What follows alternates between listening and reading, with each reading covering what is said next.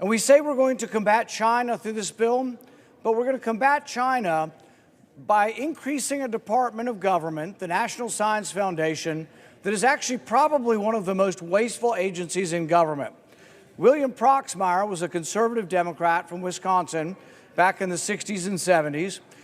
He started an award called the Golden Fleece Award. One of the first awards he gave Order in the chamber, please. One of the first awards that William Proxmire gave, the Golden Fleece Award, was an award for a study about what makes people fall in love.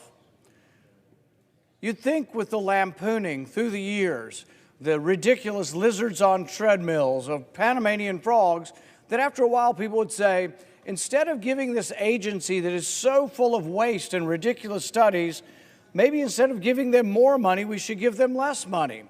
So perhaps if we wanted them to reform, we would say to the National Science Foundation, instead of increasing your budget 68%, why don't we reduce their budget 10% and say behave better? Why don't we reform how they pick their committees?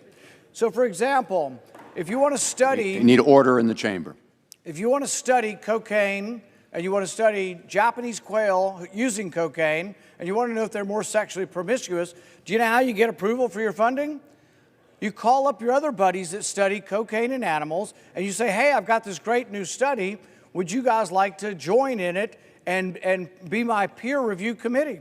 So it's actually the ridiculous studies that we discover, they're being voted on by people who are selected by the people doing the studies. So what they do is they select other people with ridiculous studies and they say, we'll vote for yours if you vote for mine.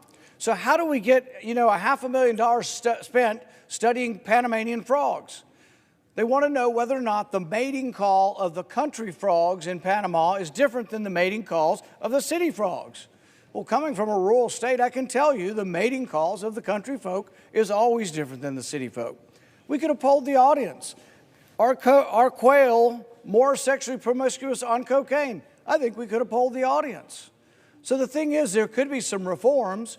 So for example, as much as I'm opposed to government spending, there are some important diseases, let's say Alzheimer's, cancer, diabetes, heart disease.